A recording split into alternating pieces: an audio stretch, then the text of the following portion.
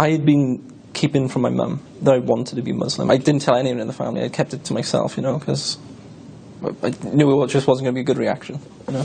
Like, I didn't even know how I was going to eventually tell her. So I'm learning about Islam totally in secret. And then I become Muslim in secret for like 6 months.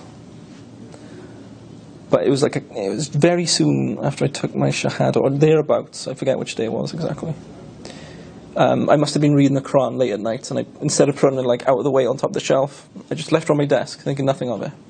And the next morning, like 8:39 a.m., Saturday morning, whatever it was, I wake up to my mother screaming at me, like just like a banshee, screaming the house down.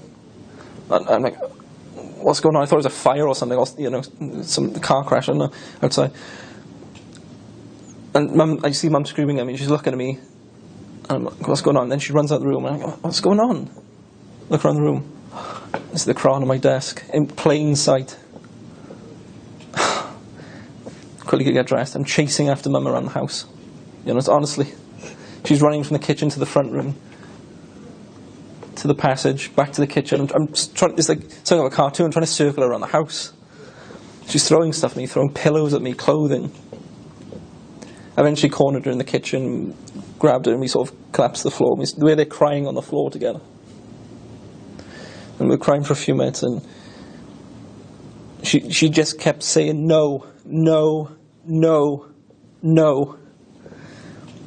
And I kept saying, yes, I want to. I want to.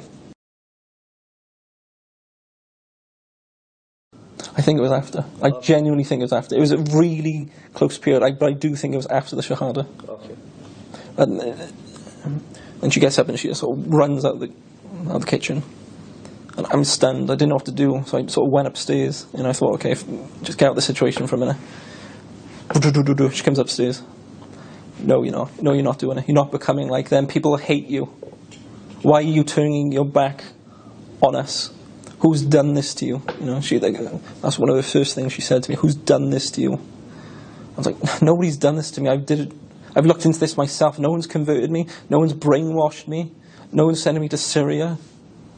None of that. I've read the Quran and it speaks to me and I know it to be the truth. And she's like, no, not in this house. Not my son. And I started talking to her like, I'm a grown man, you know. I'm an adult, it's my life, you know. I got to do this for myself. And she goes away. A couple of hours later, we start speaking again. She's like, I can't stop you. I don't approve of it, but I can't stop you. It's your life and you have to do and live as you want. You'll always be my son. I don't approve of this, but you'll always be my son. But she then goes to me, you have to wait 6 months, probably hoping I'd fall off the idea, you know. Obviously that didn't work. Yeah, I believe I was a Muslim at that point. I was really close to that date. But yeah, I took my Shahada. I was already Muslim for 6 months and I felt so much guilt, honestly, about living a double life of like, oh, I'm going to go see a friend, I'm going to the mosque, you know. Oh, I'm going to go McDonald's or something, I'll be back later, I might see a friend. I'm at the new Muslim meetings in Cardiff for a couple months.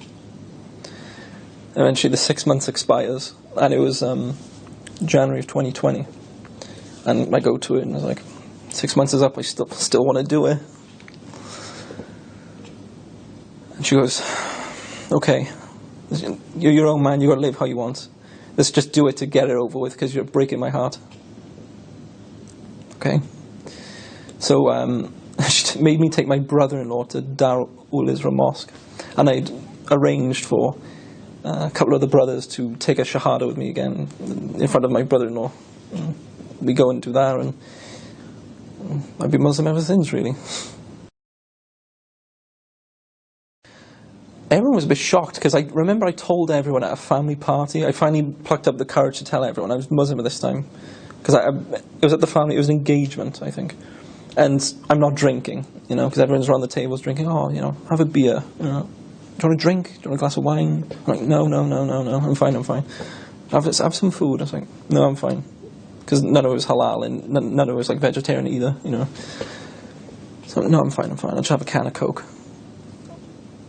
Anyway, I eventually pluck up the courage and I go around seat to seat to seat. I'm like, I tell my sister I want to become Muslim. Okay, fair enough. I didn't expect you to say that. I'm like, okay, that wasn't the right action I wanted. So then I go to the next sibling. It's my brother. Think about becoming Muslim. Yeah, we heard, you do you, whatever you want. I'm like, okay. And I start going around all the family members and they're like, yeah, if that's the way you want to live, that's fine. You know, you got to live how you want, you know, just be a nice person. You know, don't turn hardcore and just say we're like disbelievers every day, every time you see us and we're going to hellfires. You know, you say that to us as soon as we wake up, you know. Obviously I was never going to do that. But honestly, apart from Mum, who initially didn't take it well, all my family's been fine with it, you know, everyone. It's quite funny. Like, I'm still living at home. Like, she bought me a thobe for Christmas and some prayer beads, tasbih, and some stuff like that. And we had a halal turkey for Christmas dinner, so I can, you know, I can join in and make sure. She's like, I want to make sure you're eating. You know, she's like, we're in Caerphilly, can I get anything? I'm like, no, I have to go get it from Cardiff. You know, all the halal food stuff like that, and meat. I think it's been just slowly over time, seeing me just asking me questions about, like, what's this and that. Like, not that she wants to become Muslim herself, but I think she's just trying to figure out what it is and why I've done it. Like, what was the appeal? And sort of like, slowly, I'm bringing down the barriers and the misconceptions. Because, like, she's actually been looking into, like, well, this is what Muslims do themselves. Not, like I said, not that she would convert herself. Well, Allah guides who He wills. But I do think it has been beneficial for the family, because I got siblings asking me questions, trying to clarify some issues. And if I haven't got the question, I'll ask a brother who knows, or find an authentic source for this sort of question. And well, inshallah, I hope I've, at least in my family, have demystified Islam and showed its beauty. You know? When she says the truth, I read the Quran, it appealed to me. It makes sense, the way of life. Like, there's no drinking, you know, it's a simple way of life. There's no, what we would call haram in it. There's none of that has a chance to happen because of the way the Quran and the Sunnah is set out in Islam.